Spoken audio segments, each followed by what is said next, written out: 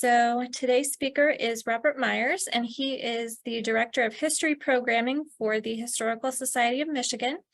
He holds a BA in History from Alma College and an MA in History from Western Michigan University, and he's authored numerous books, and his articles have appeared in Michigan History Magazine, Chronicle, and Michigan Historical Review.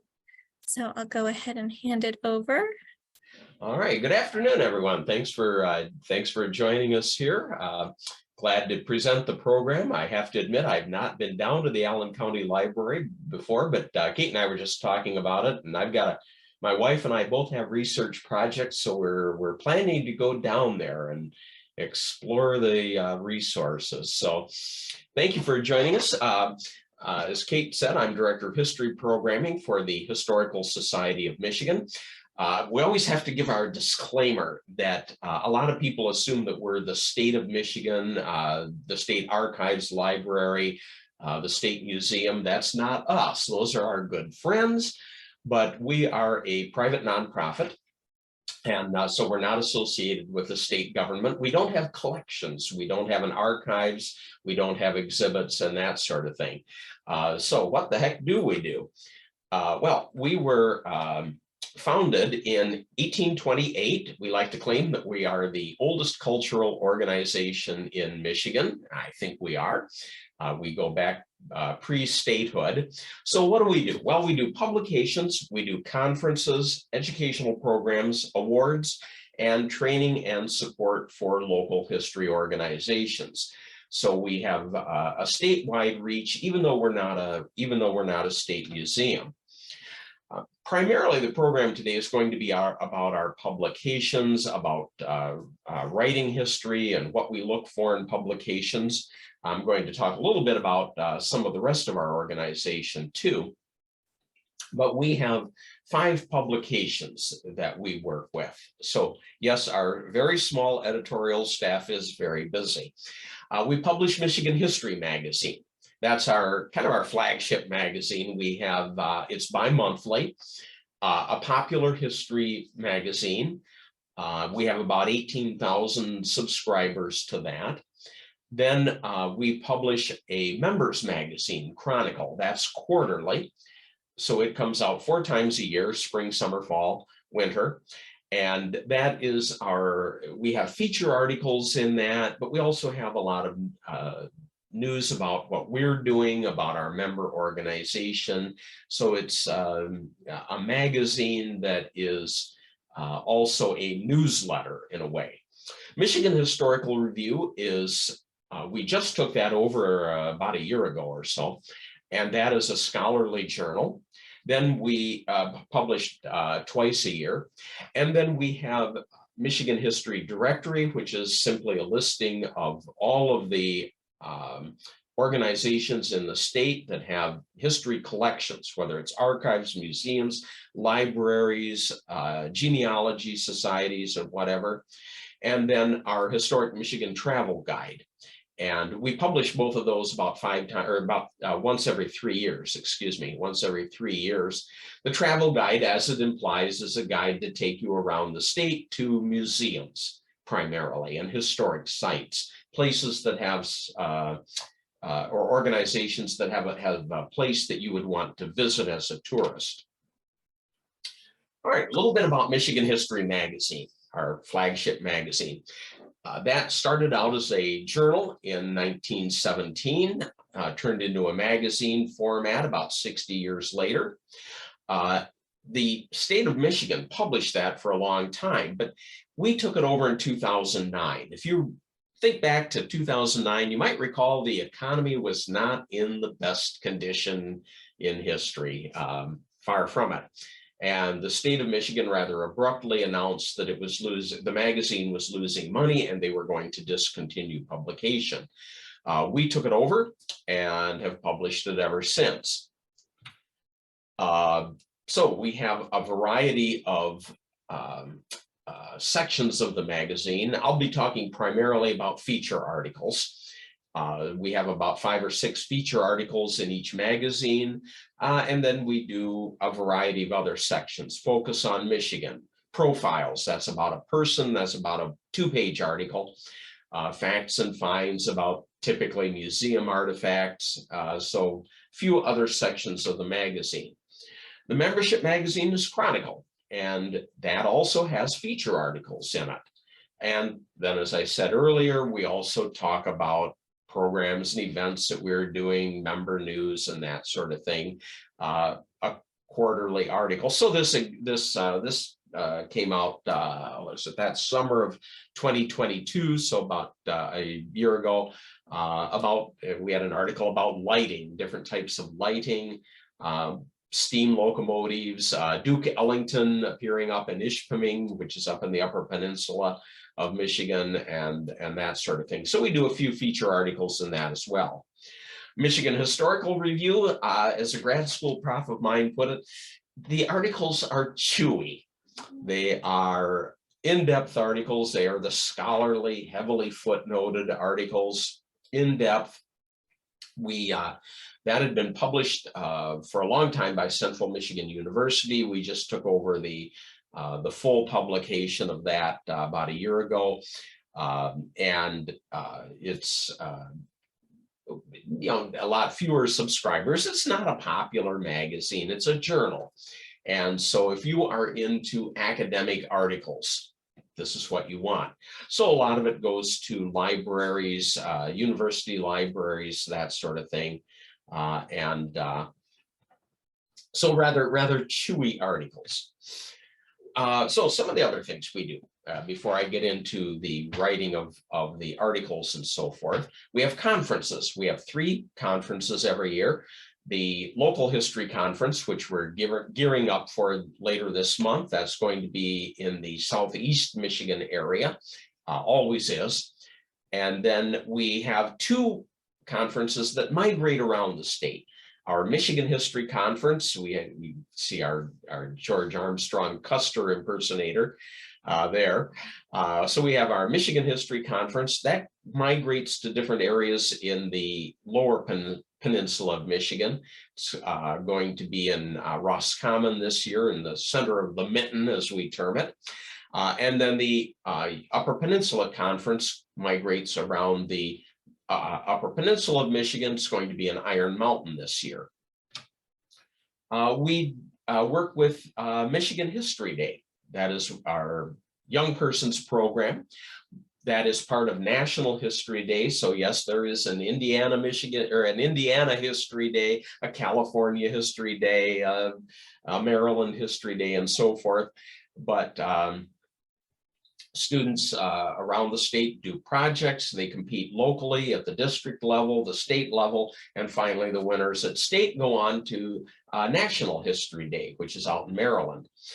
We have History Hounds. We have workshops that we do. The History Hounds lecture series, if you are a patron of the Allen County Public Library, Allen County Public Library is one of our member organizations. You can attend these free. They are weekly programs, most of them on a Michigan history topic, but not all of them. And we made those open to all of our patrons of or members of our member organizations. So you can go online, register. We send you the Zoom link. No, you don't have to travel to Lansing, Michigan to see them. You can attend via Zoom. And when you register, you register as a member. It'll ask you, are you a member of Historical Society of Michigan or one of our member organizations? You put in Allen County Public Library and you can attend free. We would love to have you.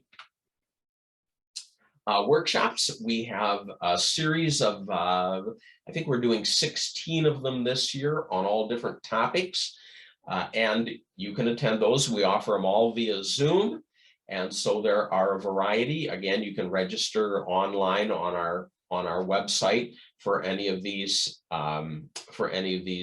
workshops. They are $49. They're a 3-hour workshop. They're $49 for our members. If you are a non-member, you can attend for $89. That gets you an annual membership as well. But it's pretty reasonable price for a 3-hour workshop. Often these are several $100s.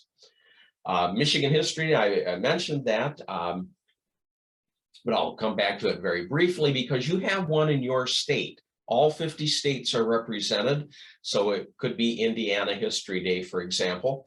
But we're always looking to grow the program in all of the states. Students compete by doing an exhibit, a documentary, a website, a performance, or a paper. They can choose their category.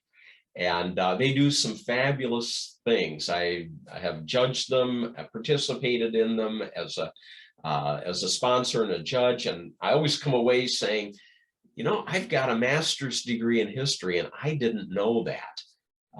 Learn a lot from the students. We have a bus tour program. In fact, I just got back on last Friday from leading a bus tour to New Orleans. And we have one going out to Quebec and Montreal in June. Indianapolis, we're going to be coming down to Indianapolis in August, and then Massachusetts and Connecticut in the fall, in early fall, first week of October. And so we plan and lead those tours. We have a great time and learn a lot of stuff. We have an awards program for different things. I won't go into that in great detail. We run the Centennial Farm program, for example. We give state history awards and so forth. And we have organization memberships, and the Allen County Public Library is one of our organizational members. All right, so now I want to go into probably what you're attending for today, and that is writing for the magazines. And this, you know, I'm singling out our own magazines, but I think it's probably pretty generic to any magazine that you would want to write a history article for. Again, it's I think probably pretty much standard. So step one, if you're thinking about writing an article for Michigan History Magazine or Chronicle, send us an email query first. Now, it's not a requirement. You don't have to do that. You can send, people do, send us completed manuscripts. But we'd like to have, we suggest that people send a query letter first. And you can go onto our website. There's guidelines there. I think we sent them out or have them available on this program. But send our editors a query. What do you propose to write about? Why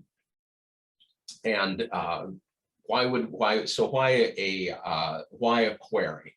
Well, first of all, we don't repeat topics or subject matter.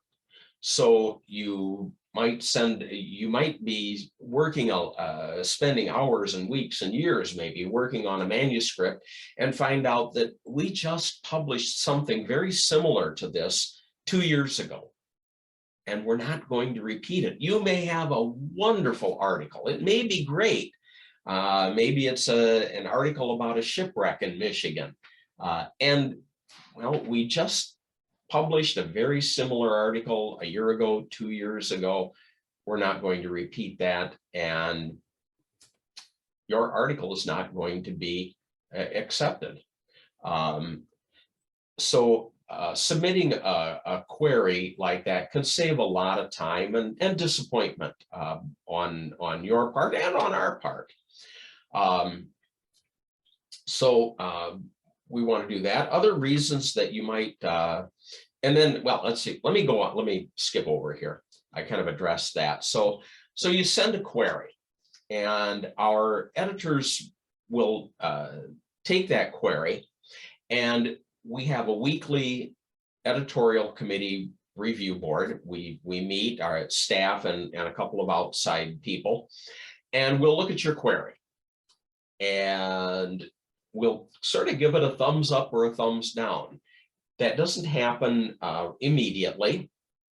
Typically, it'll be 4 to 6 weeks between the time you submit your query and the time our committee has a chance to look at it. Believe it or not, even though your query is fabulous and wonderful and we love it to death, there are other people with queries. And so those may get considered before yours. It kind of is, it goes into the pipeline. And so the editorial committee will meet and they will review your submission. And sometimes we'll kick it back. We'll say, boy, somebody will say, didn't we have an article about this a little while ago? Yeah, let's go check. And we may or may not have. So maybe they come back, our editors come back and say, no, we couldn't find one. This has not been covered. Okay, great. We may proceed further. Sometimes we'll get a query and they'll come back to you and ask to have it fleshed out a little bit more. Maybe your query is, I would like to write about a Lake Michigan shipwreck. Okay, but we'd like to have a little bit more detail on this. What's the shipwreck you're wanting to write about? Was it in Lake Michigan? If it's in Lake Michigan, well, maybe it's over in the Wisconsin side of Lake Michigan. It really doesn't pertain to Michigan. We'd like a little more detail on this. So they may come back to you and ask for more detail. And then take that under consideration again. So it's an internal review, and it may or may not be accepted. All right, so let's say that you've submitted your query. Well, it may be a wonderful proposal, but follow the guidelines. We do have guidelines on our website. It's a great article, but it's about Colorado. We publish Michigan. And that would be true of any magazine. If you go through the writer's guide, you'll see that other editors are facing the same issues, that somebody submits an article or a query, but it's really not what they deal with. Road and track, it's automobiles, and somebody has a great article about airplanes, but really doesn't fit what they do. So even though your article may be fabulous, if it's not about Michigan or Michigan people, events in Michigan, something pretty definitely Michigan related, we're not going to publish it. Sorry. Now, we often get articles that are, maybe they're beyond our word length. We have a maximum with Michigan History Magazine. We have a maximum length of 2,500 words. And that's as much as they're going to be published. That's about 5 pages of text. So if you don't cut it, our editors will. Sorry, it may be a fantastic article, but if it's 10,000 words, they're going to cut it, or they're going to send it back to you to cut.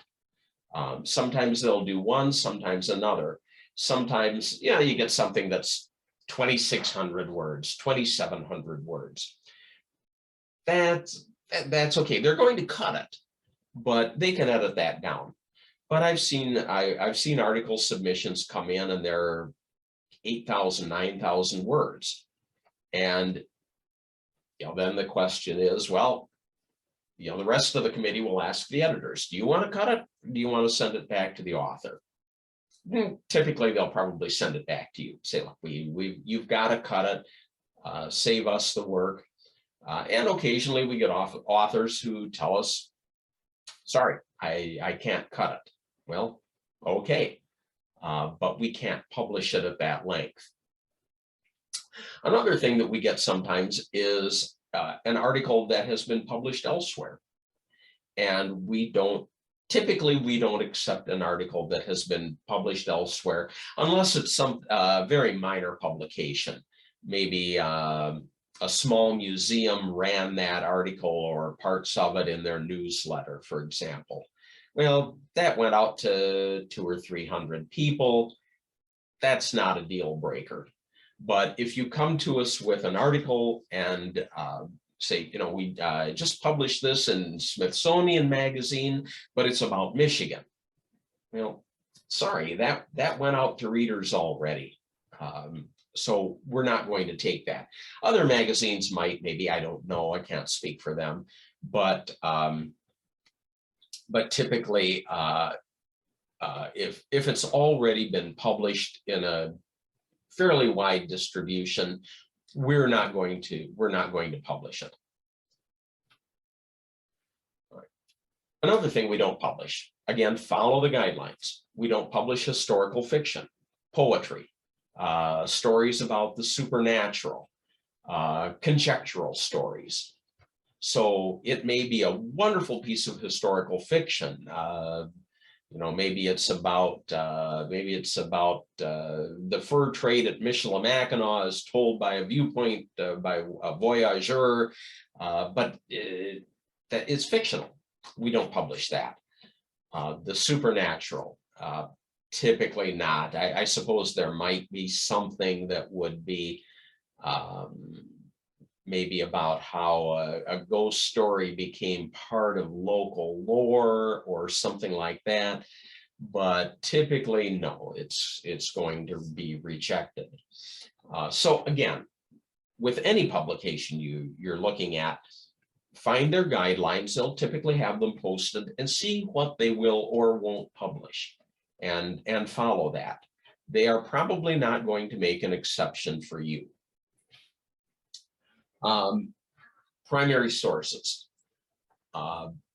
We require that you do some research, that it is not simply an article you've pieced together from Wikipedia and sources like that.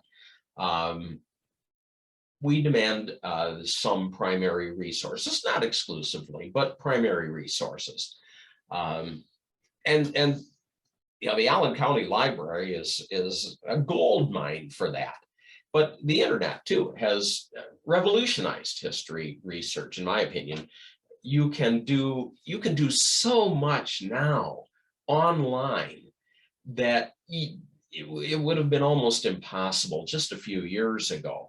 I'm working on a project now, and I'm finding stuff on Hathi Trust, publications that are really very obscure, but they've been scanned in. All kinds of books, articles. We're getting more and more manuscript material online. It's amazing. It's fun to work with. I have a very low threshold of excitement, and I get excited about this stuff. And so there's just an enormous amount of material that's available online, and nothing beats a primary source. Something that is it's not passed through the hands or mind of another person. It's from the original source. And the project that I'm working on is almost exclusively primary sources. I am using secondary sources, but I'm finding that as often as not, those sources are wrong, and you got to go to the primary source. So much is available now in genealogy. Just so many genealogical records are available, and you've got to go to those primary sources. So, and it'll save your bacon. You'll find out that what you had in your article, maybe you thought it was accurate, and it's not when you really start working with the primary sources. Citations. Michigan History Magazine is a popular magazine. We don't include footnotes in it. Michigan Historical Review is footnoted. But the footnotes will allow our editors and our editorial committee to do some fact checking on your work and assess your scholarship as well. We want to be able to see that you've actually done some work. And I guess I'm rabid about footnoting. History uses scientific method. We want to be able to, scholars want to be able to review your work, to duplicate it. Can I duplicate what you have? If you've got it footnoted, first of all, that'll save you from plagiarism charges, but also it'll allow the reader to duplicate your work, to assess it, to find out, was your scholarship accurate? And Personally, I know like I say, I'm probably way overboard on it, but I don't think it's too much to cite every sentence you write. I want to be able to duplicate your work, especially if you're doing something that's obscure. The topic is obscure. Where did you find that? And it can be interesting. I remember 1,000 years ago when I was an undergrad, I was working on a project, a research paper, and there was an interesting quote in a very, very well-known book. It was kind of the standard book on the topic, but it had a very interesting quote in there. And I wanted to see, well, where did the author get this quote? But of course, he had cited the source, he'd cited the quotation, but it was from a secondary source. So I looked up the secondary source. That was another book which had cited another book. And I found that book which had cited another book. And so I'm tracing it down through book after book after book, citation after citation. And ultimately it went to a children's book, a picture book that was, of course, not footnoted. So it may be accurate, maybe it wasn't, but authors had just gone through citing other sources, other secondary sources, instead of going to a primary source. You can't beat the primary source. All right, if you're at all unsure about footnoting, we use Chicago Manual of Style or Turabian, which is kind of the short version there. But if you really want to get into the nitty gritty, Chicago Manual of Style, I'm looking at my copy right now on the bookshelf. But Turabian works just as well for most footnoting and bibliographic citations. Yeah, use Chicago Manual of Style or Turabian and get it right.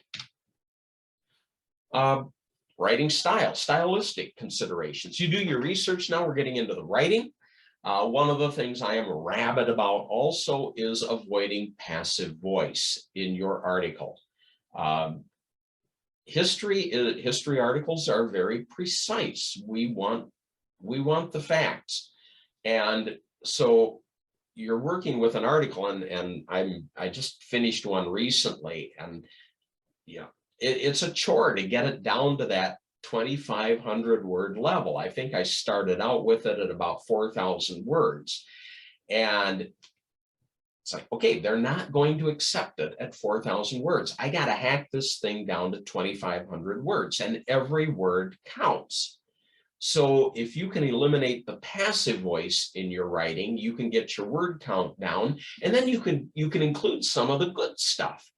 So, the classic example, the ball was thrown by the boy. Well, active, the boy threw the ball. You chopping down 2 words, and you cut a word here, 2 words here, 3 words there, and pretty soon you've got another 100 words that you can work with. That's enough to get some good stuff in. And so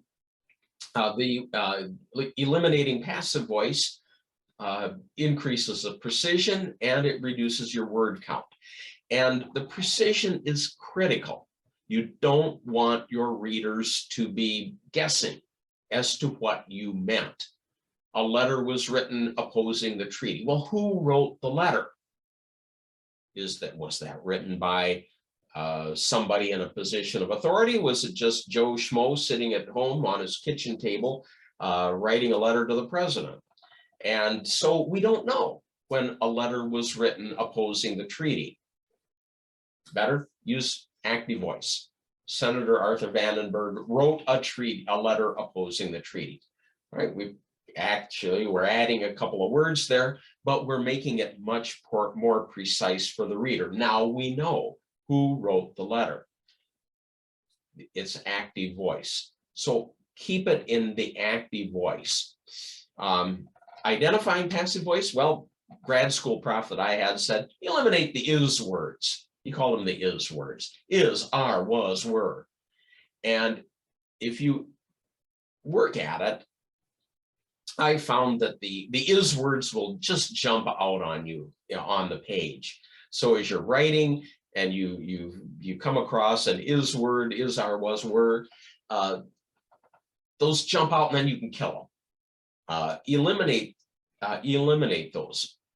In my opinion, virtually all of your writing should be passive, or should be active sentences, active words.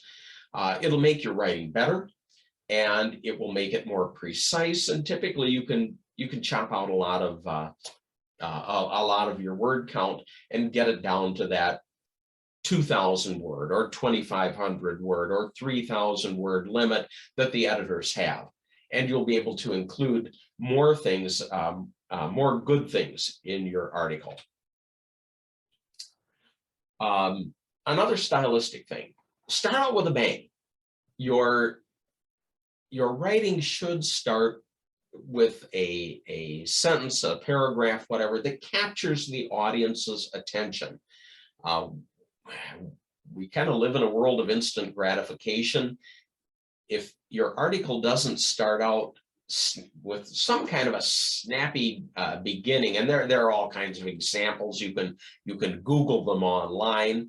But if you don't start out with some snappy beginning, you're going to lose the reader. And so one of my favorite books is Joseph Heller's Catch-22. And how does he start the novel? It was love at first sight. The first time Yossarian saw the chaplain, he fell madly in love with him. Well, that's kind of interesting. That's gonna capture the reader's interest. Falling in love with the chaplain. What's this about? You want to know more. You want to find out a little bit more. So you can start with something like that. You can start with a question. You can start with a again, there's lots of examples. It was the best of times. It was the worst of times. Yes, use whatever, but some kind of lead-in that is exciting, that starts out, that draws your readers in. Long quotes.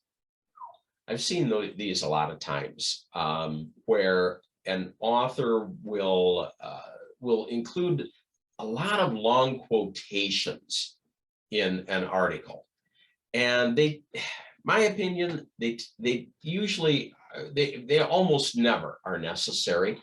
They take up a lot of space. I tend to skim over them.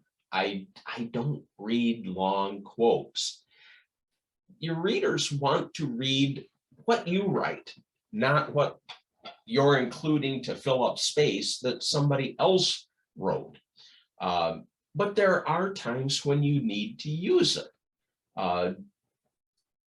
But typically I would say not a long quote, but you might need a short quote to show your reader that, yes, indeed, my subject did put it this way. Here's a quote, from George Washington. Now, this is from a whole document. So yeah, you could include the whole document in a long quote and bore your readers to death. But did they really use the word assassination? Or is this something that the article writer wrote? No, not at all. George Washington in here. This was an episode in the French and Indian War. Actually, it began the French and Indian War. But what did Washington say about this? Yes, he used the word assassination. It was in a document, willfully or ignorantly deceived by our interpreter. So we're using something here for effect, and something that that Washington actually wrote, that you can assure the reader in the quotation, these were the actual words of Washington. I am not putting words in his mouth. So sparingly, but and maybe just a few words, but certainly not long quotations. Maybe one long quotation in a book, but not an article. But we see those come in all the time, where there's a long quotation, and sometimes you wind up with plagiarism. That's fairly rare, but we have seen it. About a year ago, we got an article. We had an article submitted. We received an article, and the language in it seemed peculiar. It really was more 19th century stylistically than 21st century. And so that kind of tipped us off. We did some investigation, and we found that it was lifted word for word from a late 19th century newspaper article. It was not cited. There was no footnote saying it was from the article, but it was word for word from the newspaper article. It was clear plagiarism. The author, just through ignorance, I think, did not see it that way. He thought, I guess, since it was out of copyright, maybe he thought that it was not an issue, but it was definitely an issue. Again, short quotes sparingly, but no long ones. And certainly you would want to avoid charges of plagiarism. Tell a good story. History should be good stories. It should be entertaining. Yeah, even if it's a chewy article in Michigan Historical Review, it ought to be an entertaining story. Set it in context. Answer the so what. Why should we care about the subject you're writing about? If this is something about a labor strike, for example, at a General Motors plant, why should we care? History isn't just this happened and then this happened and then this happened and then this happened. There should be a so what to it, a context, a what came out of this. So what? Why should we care? Well, out of this labor strike, this happened and this happened. That still affects us today. Okay, we can see the context then. So the meaning, the so what to it. And if you can, add a little humor. Humor goes a long way. People like a little bit of humor in articles. It should be an interesting story. If it doesn't seem interesting to you, it's not going to be interesting to your reader. And so we look for stories that are readable. Yeah, they need to tell, they need to be historically accurate. They need to have meaning, but they should be readable as well. We've had articles come in, and people will sit around the editorial committee meeting table, and they'll say, there's a good story in there somewhere, but I couldn't get through this thing. And everybody will be sort of nodding their heads. And then the question goes out to the editorial committee. What do you think? Do you guys think you could massage this into something that's readable? And sometimes they will, sometimes they won't. Sometimes it's send it back to the author, see if they're willing to work on this, but it needs work. We can't publish this thing as it is. It would bore the readers to tears. So you need to tell a good story. Proofread it, for goodness sake. One of the things that's been shocking to me, I guess, sitting on the editorial committee, and I don't work with the magazines on a day-to-day basis, but articles that come in where they haven't even run spell check on it.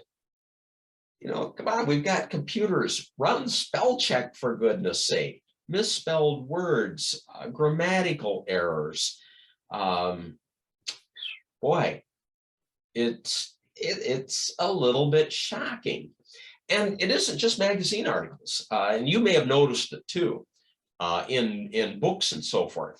Now, why do I have a picture of the Spirit of St. Louis and Charles Lindbergh here? Well, it has to do with a book that my wife got me for Christmas 2 or 3 years ago. It was published by a publishing house, which shall remain nameless, but whose initials were the National Geographic Society. It was about several aviators, and one of my passions is aviation history. One of the aviators was Charles Lindbergh, and the author wrote in the book about how Lindbergh, he's doing his transatlantic flight in 1927. He lands the Spirit of St. Louis, his airplane, at Le Bourget Airport in France, opened the door and climbed out on the wing. Okay, look at the picture. How does he climb out onto the wing? Only by climbing up on top of the airplane. It was just sloppy writing. And there should have been a proofreader at National Geographic that caught that. And there were other similar errors in it. As one person pointed out, any 12-year-old kid who was an aviation history enthusiast would have caught this stuff. And the author got called out on it online. His response was, if you think it's so easy to write a book, why don't you try it? Which is really a cop-out. You know, at least, come on, mea culpa. I screwed up. I made some errors, but the gist of my book is accurate. Well, it was. But he had some really bonehead errors in it. And a good proofreader would have caught that. Even a moderate proofreader would have caught that. I have my wife read everything. And she's caught some stuff. Including a section I left out one time. But errors in spelling, grammar, goodness sake, those anybody should be able to catch. I mentioned earlier that we have Michigan History Day, and one of our categories is papers. We had 2 papers come in about 3 years ago. One was written by a high school student, one by an 8th grader. We took them to the editorial committee. We said, we think these are publishable. The editorial committee said, yes, they're well written. The scholarship is rock solid, and they published them. Those 2 papers received from our awards committee, who did not know who wrote them. They were voted the best article in Michigan History Magazine and the best article in Chronicle that year. An 8th grader got the award for the best article in Chronicle, and they didn't know that it was written by an 8th grader. My takeaway on that was, you PhD historians that are submitting articles kind of need to up your game. You were just beaten out by an 8th grader. All right, so find a proofreader. Any other set of eyes will help. But it's great if you could find somebody who's knowledgeable about the subject. We occasionally, and we frequently will send articles out to an expert reader, an authority, to just make sure that they think the scholarship is good as well. But find a good proofreader. Well, you've got your article written. Email it to the editors as a Word document. Maybe you did a query, hopefully, but email it to the editors as a Word document. And then if you have photographs that they can use as illustrations, this would have to be stuff that's copyright free, or that they can pay a little bit for the use fee. That's not a requirement, but the editors will love you. They will send you Christmas cards and Valentine's Day cards, take you out to dinner, buy you a bottle of wine. They will love you if you can provide photographs. So a little bit of kidding there. They won't buy you a bottle of wine, but they will love you for it. Why might they reject your article? Well, it might be that they published one similar in topic. It might be it wasn't about Michigan.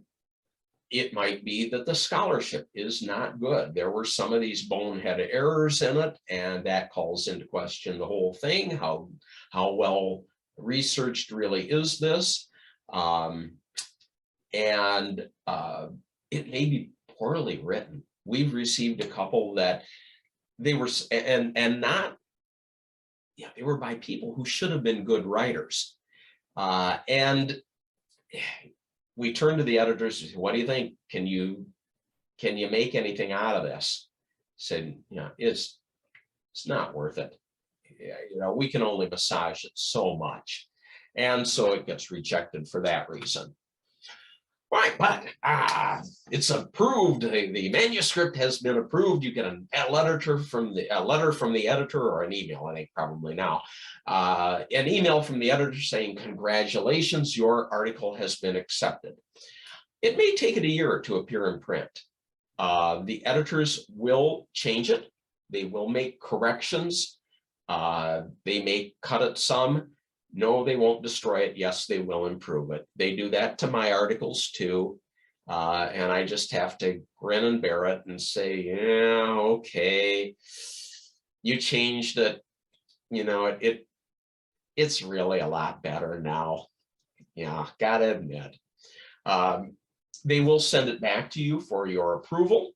You will have to sign a form, a legal document allowing them to publish it. They will not publish it unless you sign that form.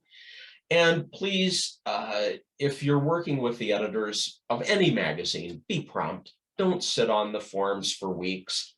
Don't wait to review your article for weeks. They are working on a deadline.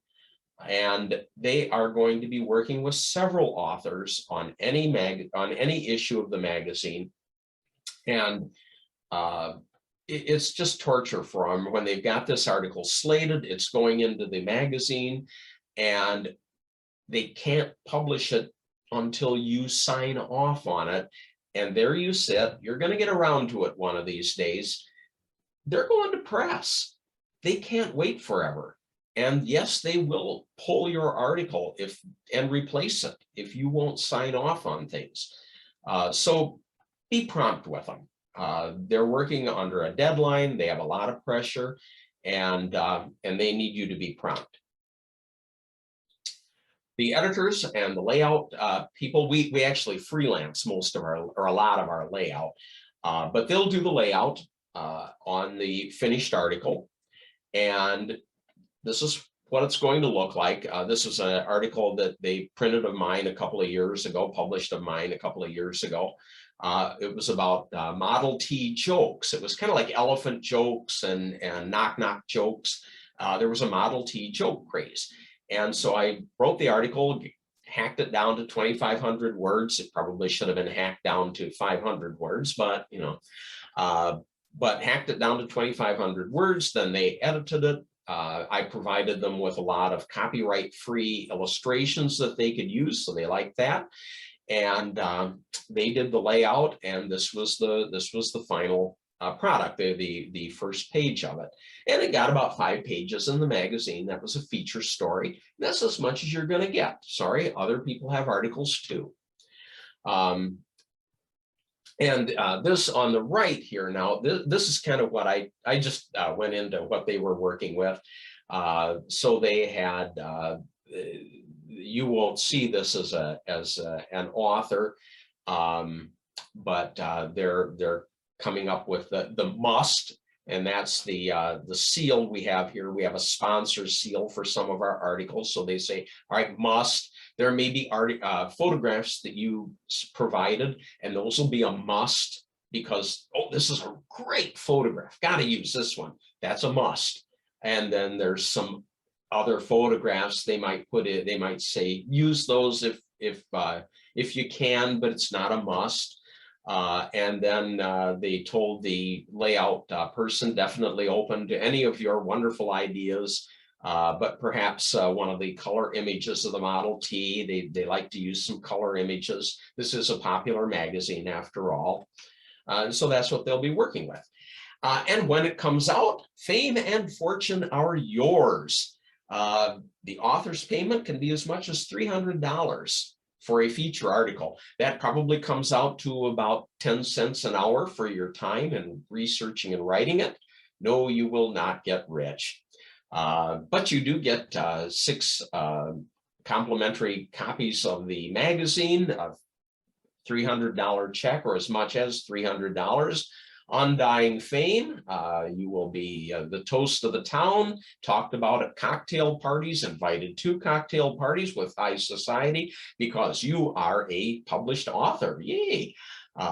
So not enough to retire on, but you can take your spouse out to a good dinner on the town with a decent bottle of wine, and a frameable magazine to say that you are a published author. So that's kind of it. I've probably taken most of my time here, getting short on that, but I'll pitch household membership as well.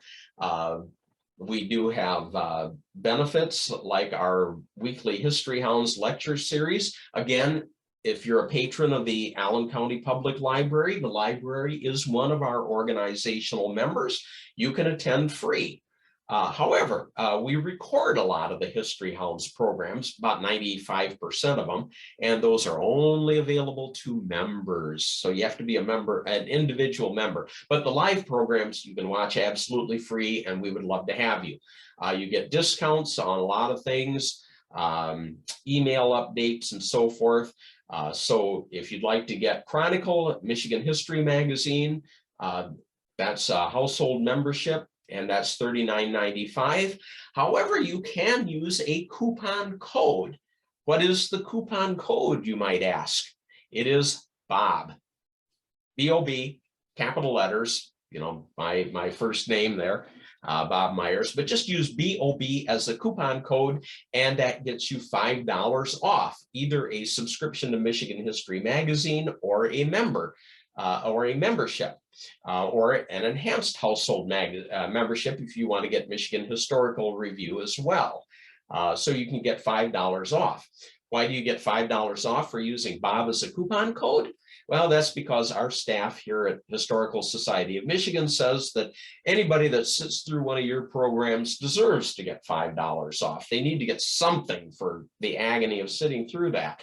So we would love to have you as a member. We would love to have you as a subscriber. We would love to have your articles come in. If you have an article about Michigan history, please submit it. Send us a query. Send us a completed manuscript if you like. And fame and fortune will be yours. So that's kind of the program in a nutshell. Thank you, everyone, and have a good rest of the day. All right. Thank you, Kate.